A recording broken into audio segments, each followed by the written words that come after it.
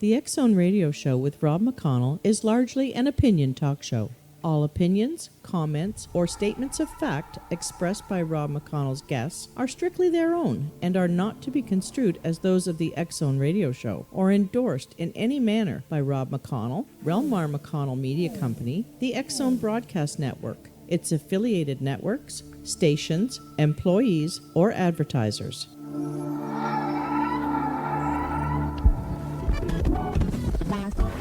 All Hit Radio.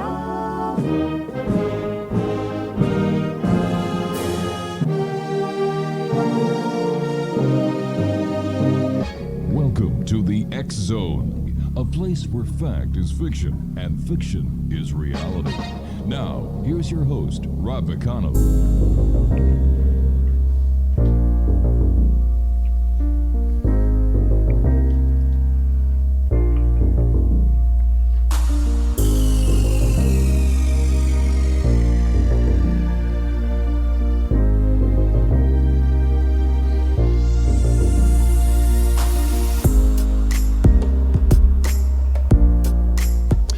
And good evening, one and all. This is the X Zone. I am Rob McConnell, and we're coming to you from our broadcast center and studios in Crystal Beach, Ontario, Canada, right on the shores of Lake Erie. If you would like to send me an email, xzone@xzoneradio, xzone@xzoneradiotv.com. Once again, that's xzone@xzoneradiotv.com. On all social media sites, X-Zone Radio TV. And for the listing of all the shows we have available for you 24/7, 365 on the X-Zone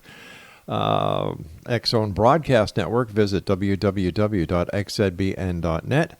And for the X-Zone TV channel listing on Simul TV, just go to simultv.com.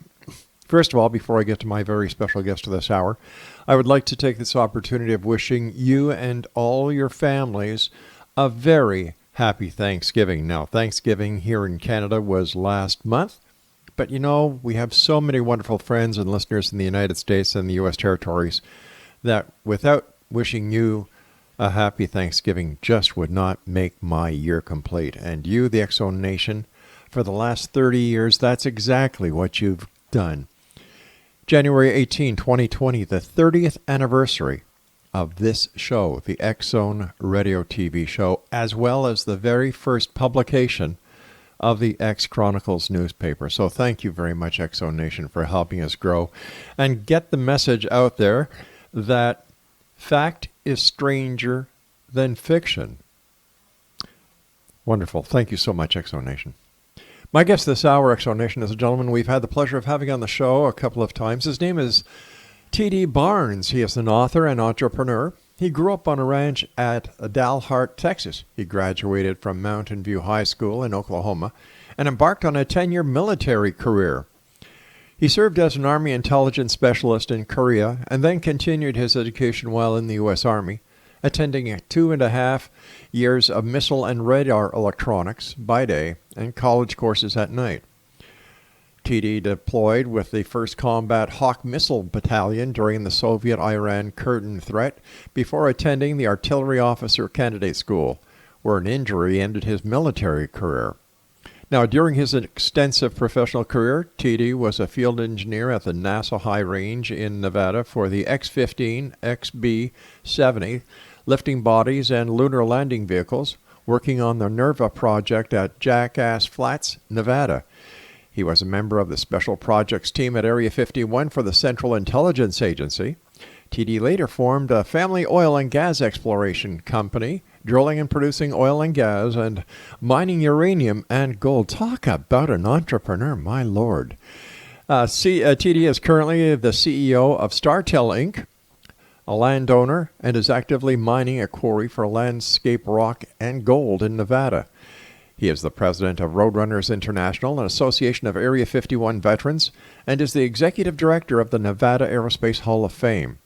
2 National Geographic Channel documentaries feature TD, Area 51 Declassified and CIA, Secrets of Area 51.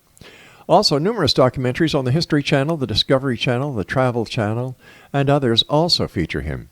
The Annie Jacobsen book, Area 51 Declassified, documents his career. TD lives in Henderson, Nevada. Joining me now is the entrepreneur of all times. That's all I can say, TD, is TD Barnes. And TD, welcome back to the X-Zone. Oh, my pleasure. Yeah. TD, where do you find all the time, my friend? Man, you're so busy. Yeah, I'm pretty good at delegating jobs and stuff, so it makes my job pretty easy. So that's the secret, delegating the different jobs to other people and just overlooking everything, that everything gets done right. You just find me where I'm needed to be. Ah. If you don't see me, it means you're doing your job right.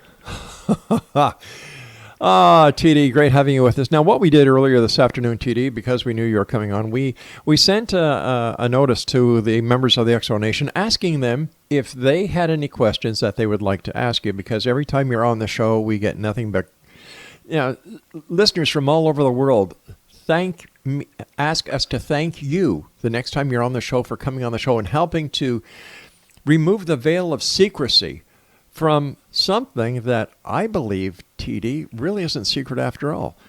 So here's a couple of the questions for you. Are you ready? I'm ready. Okay.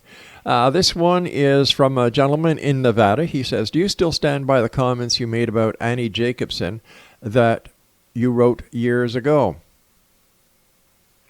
Absolutely, yes. We put it this way, we do not exchange Christmas cards. Oh, you don't? Now, would you mind if I sent you a Christmas card? Yeah, it'd be welcome. All right. Now, here's another one. This one is from Anchorage, Alaska. What do you think of the claims of Bob Lazar? Are they true or are they false? They're false, completely false. Okay.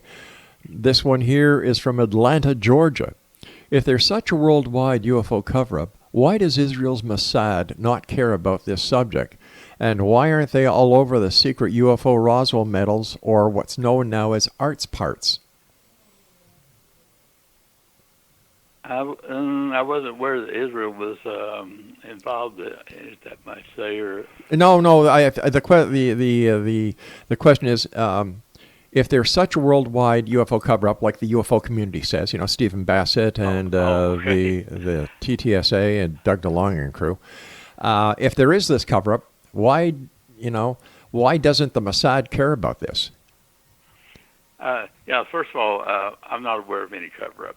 There's always been stories, that there's cover-up on this, the moon landing and all that kind of stuff. Yeah. And at first, I think if there was one, it'd be burst wide open by Israel or the United States or anyone would bust it right open.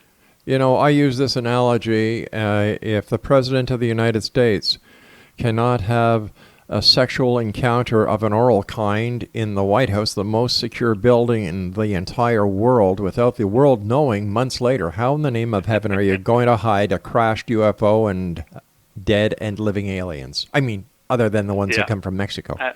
Absolutely. If it really had a crash, that's all the media would be talking about. Sure. That's what people would be by the millions trying to get to the crash site or anything like that. You just don't. You got a select few that believes in that, but put it this way, you don't see people standing outside at night looking for UFOs. No, that is so true. And TD, I've been doing this show for 30 years. Come next month, and nothing has changed within the UFO community, or the Bigfoot community, or the ghosts, or the Loch Ness Monster. Everything hasn't changed except the different people who are getting involved because of their access to the internet. So, people say, well, Rob, if that is your feeling, why do you keep doing your show? Well, it's very simple. I want to believe. If it's out there, prove it to me. It's that simple. Yeah, absolutely. Keep a broad mind on it. There's no reason to shut it out. Yeah. All right, this one here is from Kingston, Jamaica. All right, this is with reference to Harry Reid. Does it make any sense to you to spend $22 million in taxpayer money to study UFOs, giving it to his friend and donor when all Reed had to do was ask the CIA or Air Force what the truth was about UFOs. Yeah, that's kind of a touchy subject. Just put it this way, he's not one of my favorite people. So you don't exchange Christmas cards with him either? And no, I think the one line in their pocket's really nice with $22 million. Yeah, I guess so. Have you ever talked have you ever asked? I'm sorry. Supposedly that money went to someone to store crashed alien vehicles. I see. What crashed alien vehicle, Exactly. I've got about a minute and a half before we have to take our break, TD. So what I'm going to do is I'm going to stop here. I've only got one or two questions left that the listeners had sent in. We only took about 1, 2, 3, 4, 5, 6 out of about 400 questions. So what website can our listeners find out more about you and the Hall of Fame and everything else? What's the best website? For the Hall of Fame, it'd be www.NVAHOF, Nevada Aerospace Hall of Fame. That's nvhol.com? NVAHOF. NEA. HOF, I can say it. Okay. And that would be the best one to promote. Okay, TD, please stand by. Thank you so much for coming on the show tonight. And to you and your family, a very happy Thanksgiving from everyone here. Well, thank you very much. Stand by, sir. All right, Exo Nation, TD Barnes and I return on the other side of this commercial break as we continue to investigate the world of the paranormal and the science of parapsychology and all facts and stories in between. Just remember this, Exo Nation, not everything you read on the internet is true. In my opinion, the internet is the largest septic tank that man has ever created because there's more crap in it than there is anything else. Don't go away.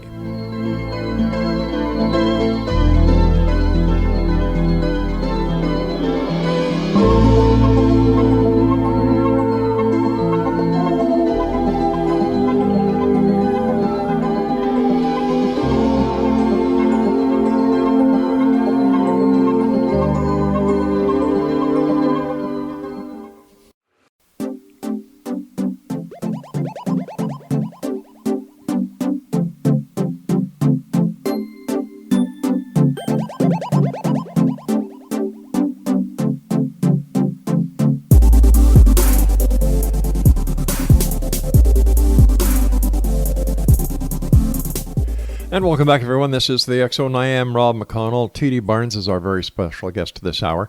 Before I get back to T.D., I would just like to remind you that what we are doing here at Relmar McConnell Media Company, the parent company of everything we do, is we are paying forward in a very unique way. We are offering to any one of you listening out there around the world who would like a one-time, 1-hour radio show for your very own to discuss ways of helping humanity, helping the homeless, helping clean up the messes in the oceans, anything that will help people, whether it's spiritual, whether it's an invention, or whether it's just your heart feeling on how you want to make the world feel better.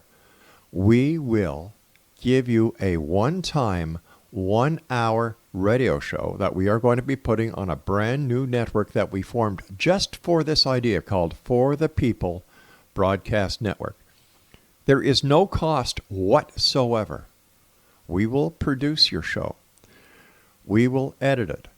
We will put it up on all the media platforms. We will put it in our archives. We will make sure that your show gets airplayed at least 30 times in the first month.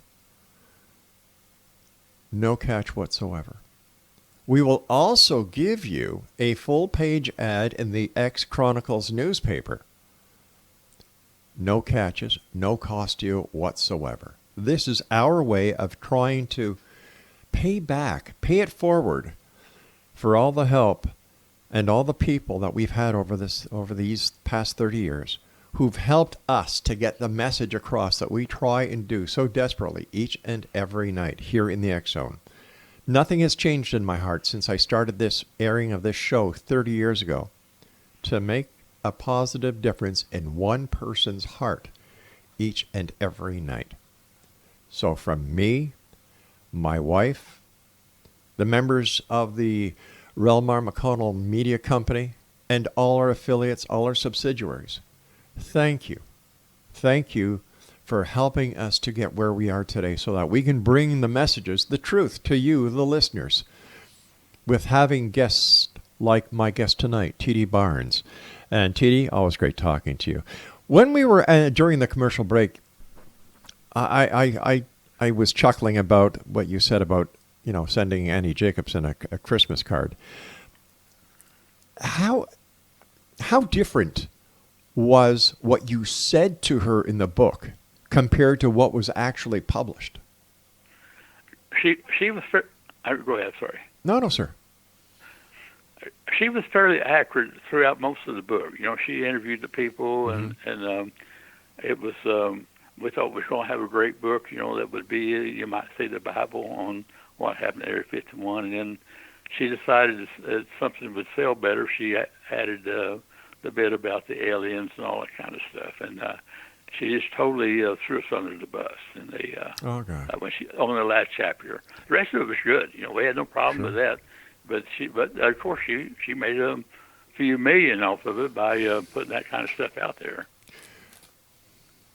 So when she was talking to you and the other fine members who served the people at Area 51 and other locations, around the world protecting democracy, freedom, and the American way of life, no one mentioned aliens, no one mentioned ETs, no one mentioned crashed UFOs?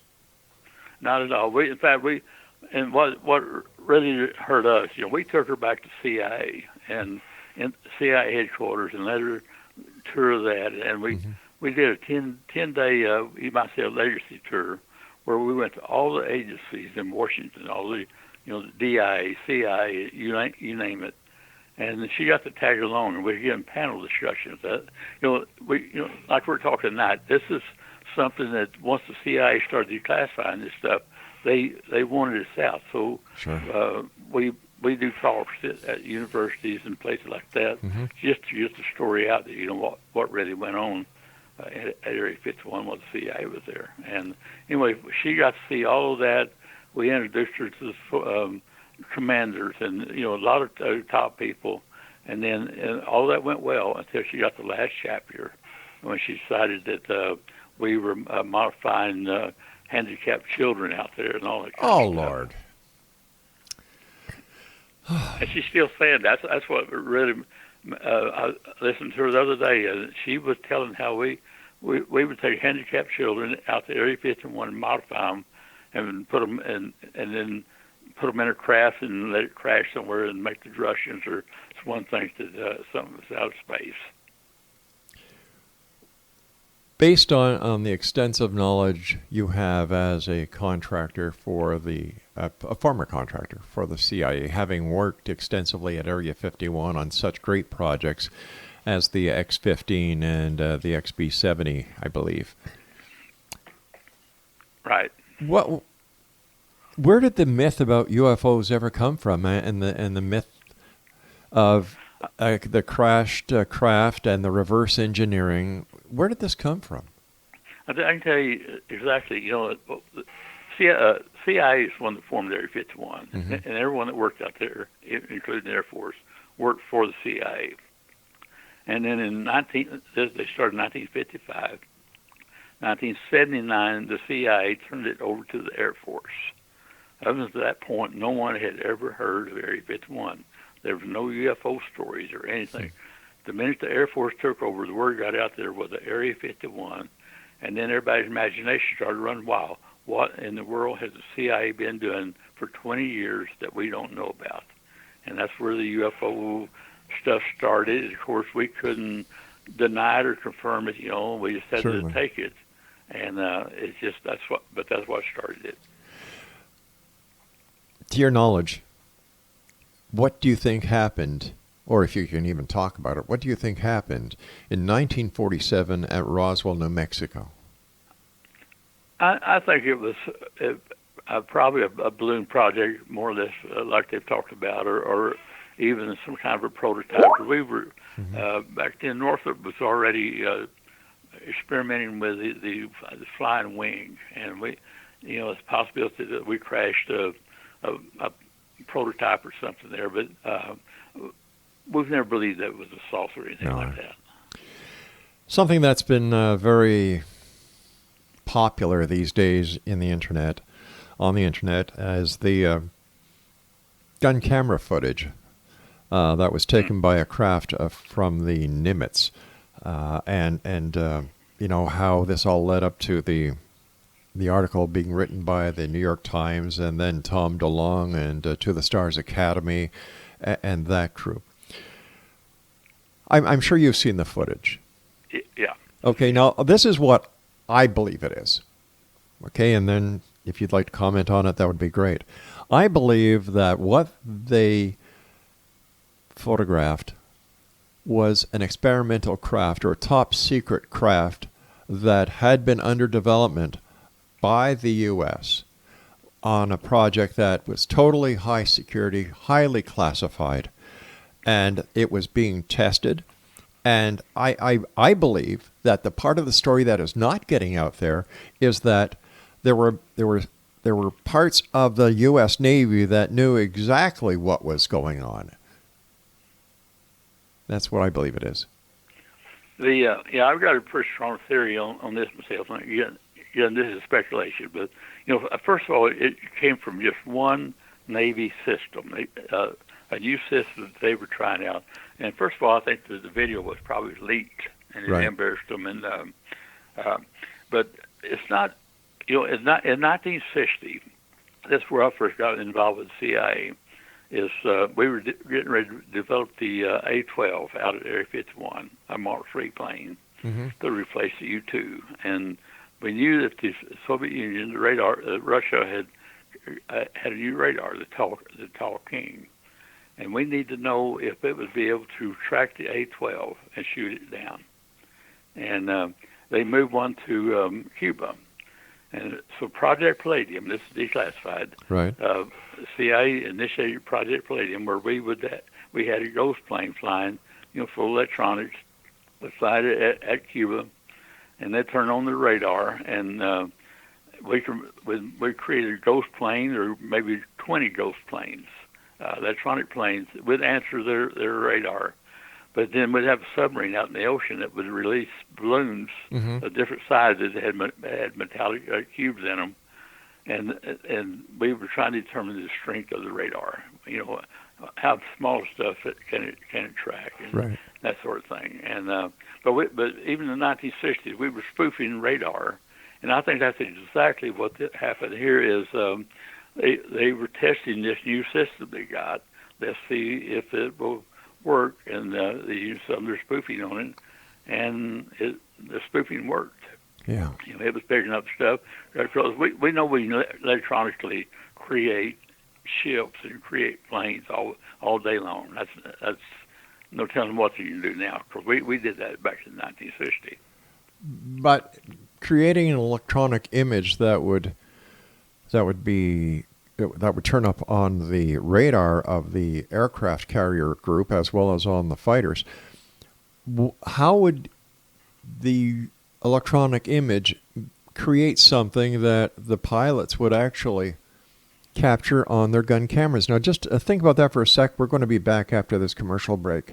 Exonation, my guest this hour, T.D. Barnes, and I will return talking more about the CIA Area 51 and much more. I'm Rob McConnell. This is the X Zone. Don't go away.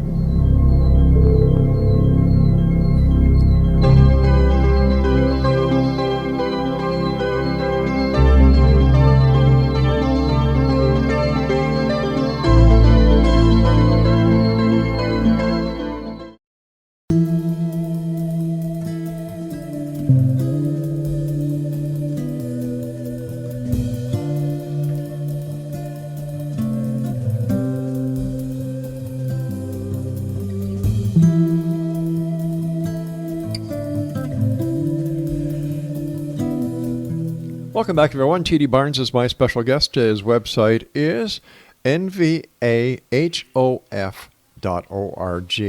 Now, in the previous segment, TD was talking about the Project Palladium, and Craig was able to dig something up on it. In 1960, when the Soviet Union moved a Tall King radar system to Cuba, the CIA began covertly using palladium to trick Russian air defense radars into thinking unidentified aircraft were flying towards them, and even into Cuban airspace. As one of the few members of Palladium team, T.D. Barnes served as Air Defense Artillery, ADA, and Electromagnetic Countermeasures Officer for the classified program. Okay, T.D., I can understand the sending of electronic signals in order to trick the radar, but how would they get the footage of what was later called a tic-tac? Okay, this is a good question, and I'm not sure I've got the answer on it either. Okay. But we know that now we're into swarm technology, where they use swarms of reflectors and what have you to confuse the enemy. I see. Have a whole fleet of ships or planes and stuff. So the fact that they're able to lock onto it is confusing. They seem to lock on it with their radar. Right. However, their force or no one else has seen these. Right. That's an excellent point I brought up to a number of people, and they can't answer it. Something else that I brought up was I think it's the weakness in their. Yeah. And that it's a new system that they've got. Right. And I think this is limited just to the Navy's this latest system they got, and no one else. And we've seen this. This is something we did out at Area 51. We was all time testing other, even our own, but the enemy and our own technology to see if we could spoof it and play games with it. So Sure. this is something that is standard. And I just think that the Navy has got a problem there on this latest system they got, and they're going to have to work it out. Yeah, something else that I am confused by is hypothetically, if this is a real UFO instead of a UAP, unidentified flying object from another planet, the fact that it broke through our planetary defense system, our satellite defense system and everything, would this not have raised alarms right around the world? It should have, absolutely. Yeah, because we're tracking stuff in space that's the size of a 5-gallon bucket. We're picking up on radar, anything in orbit, and so I don't think anything could come in like that. So, and the fact that none of our systems picked it up except the Navy on those particular carriers at that particular time. And so I think it still is something very localized. Yeah. Something else that people say is that if this was a black op project, it would have shown up somewhere in a budget. I disagree with them. I believe, TD, and correct me if I'm wrong, that if the government wants to hide something, and they like doing things compartmentalized so that no one else knows what anybody else is doing,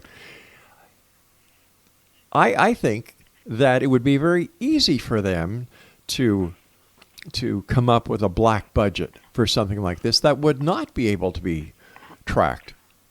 Yeah, absolutely. Like CIA, we always had we did not require vouchers. In other words, you could carry $5 million around in a bucket and hand it out any way you wanted to. You didn't have to account for it, and that's what we did, in country stuff.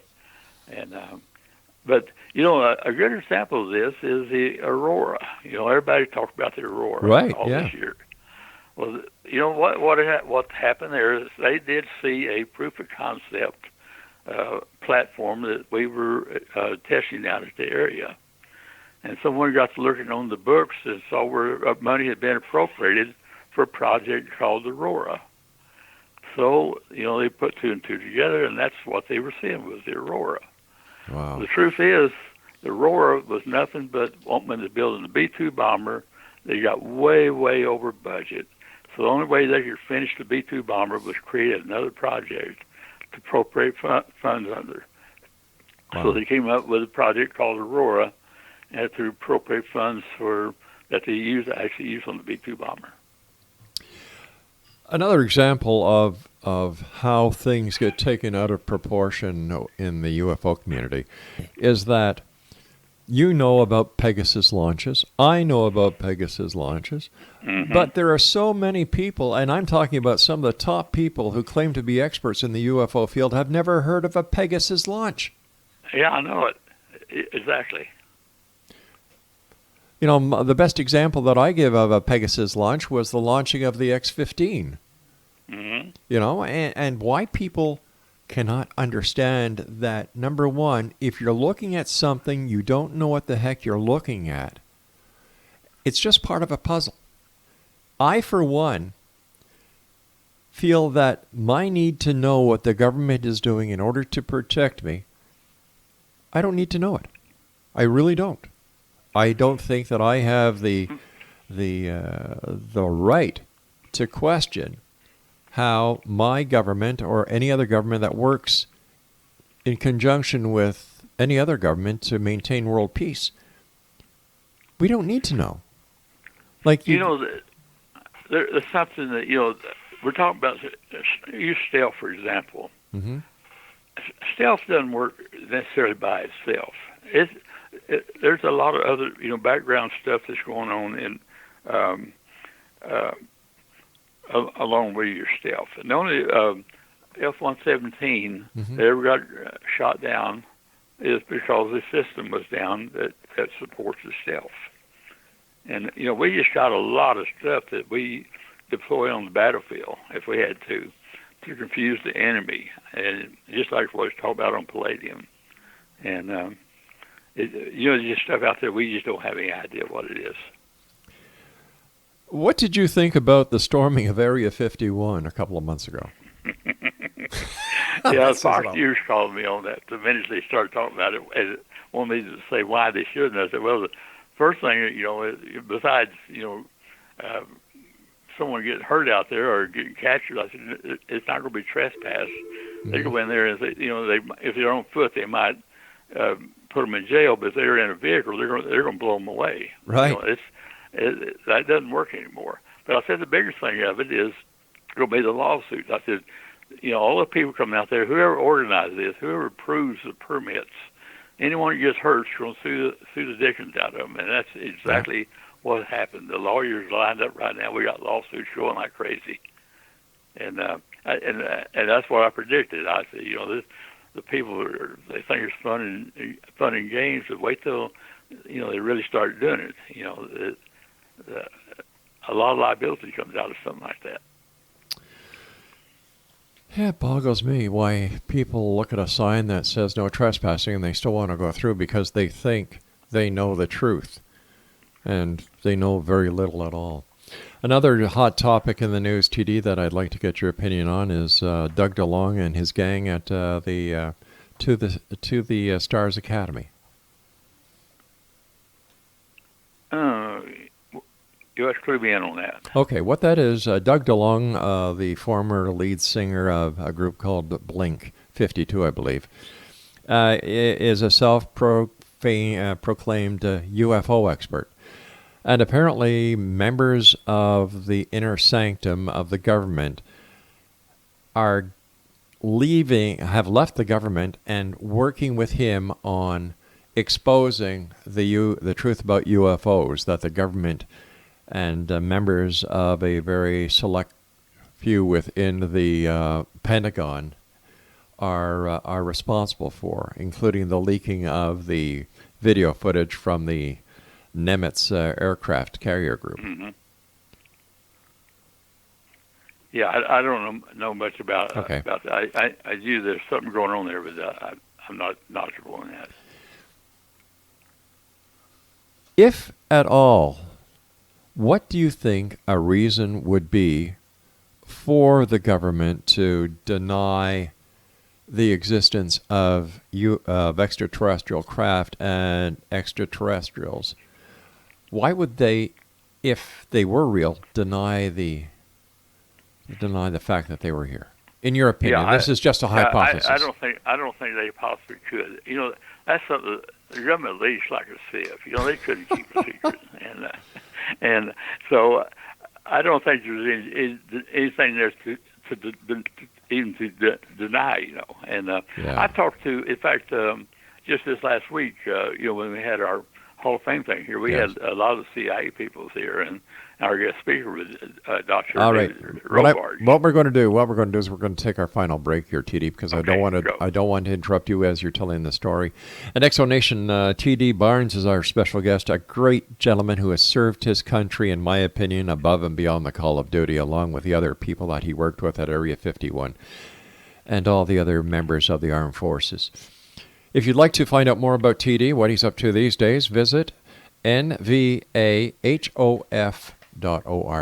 and TD and I will be back as we wrap up this hour here in the X Zone from our broadcast center and studios in Crystal Beach, Ontario, where I can honestly report there are no UFOs. We'll be back, don't go away.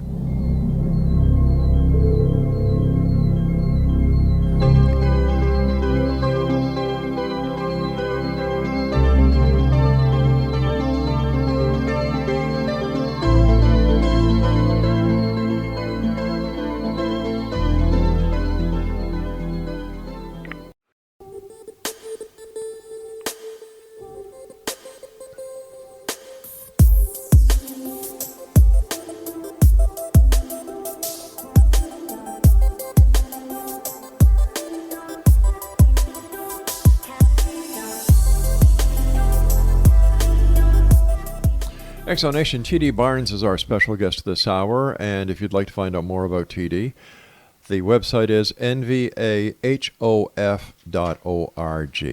First of all, TD, as always, thank you so much for coming on the show, and thank you so much for your service.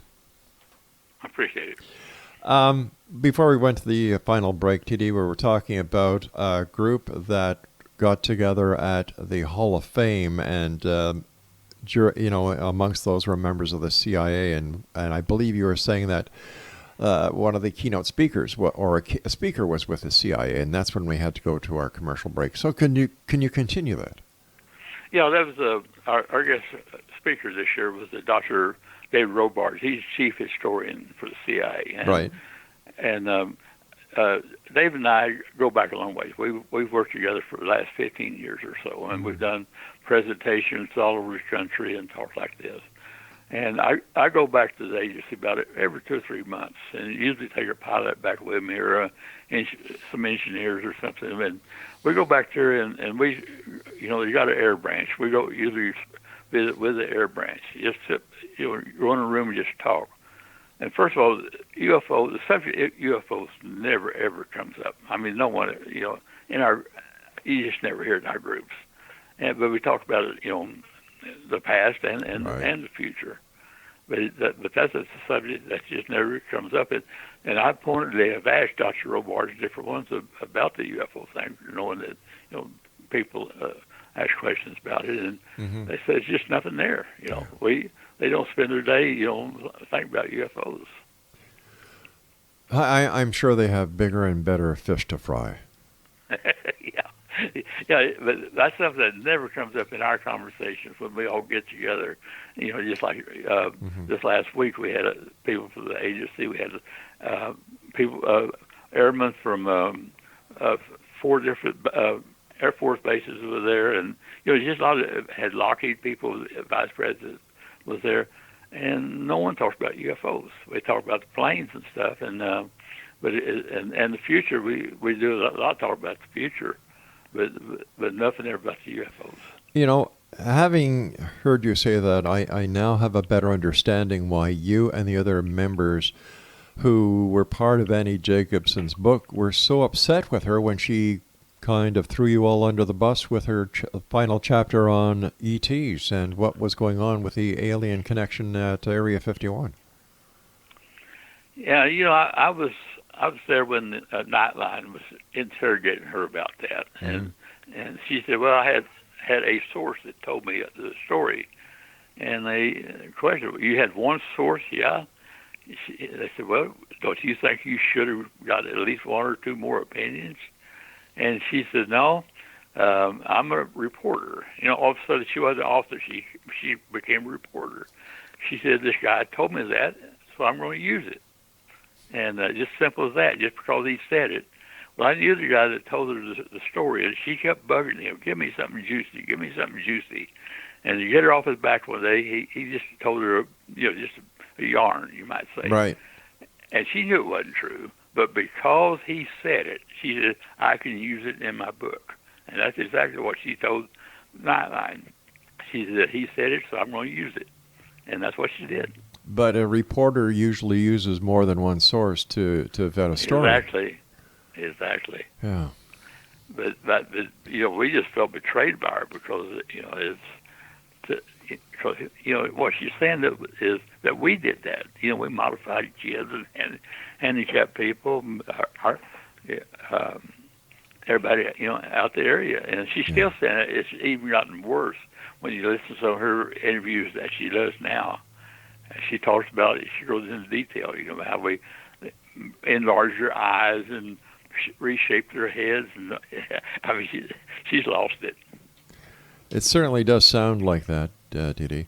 I would imagine that getting together with your fellow CIA operatives and contractors, that the future must look amazing. It does, and particularly with Lockheed. I mean, I would love to know what all they're working on now. So they got to be so far advanced. All the aerospace of what we did. To think of what we did. 50 years ago, and that was before computers. With slide rules. So wow. They've got to be so advanced that we can't imagine it.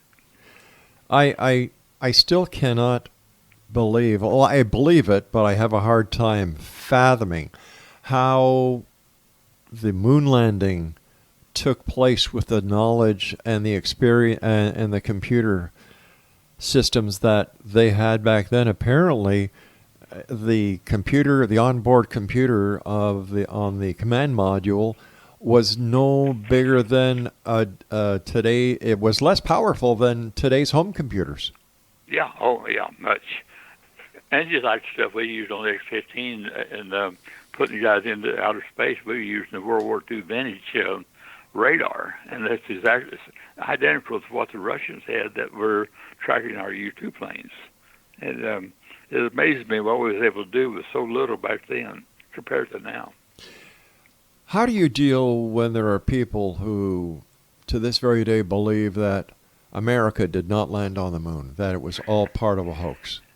That is so far out. If they only knew what all we went through. It's like with X-15. We weren't testing the X-15. Mm-hmm. It was nothing but a workhorse to test things that we were going to use in Apollo. Just about everything that went to the moon, we flew it first in the X-15.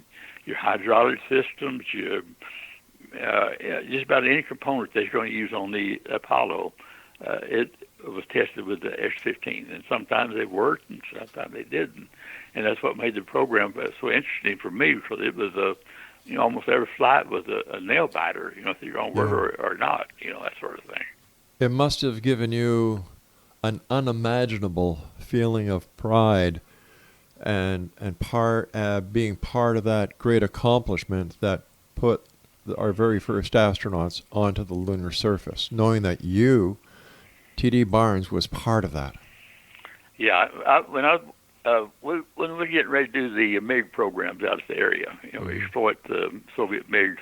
Well, I went back to Dayton, Wright-Patterson Air Force Base, to the Flight Dynamics Laboratory, and we were building the black boxes and stuff we were going to use to evaluate the MiGs.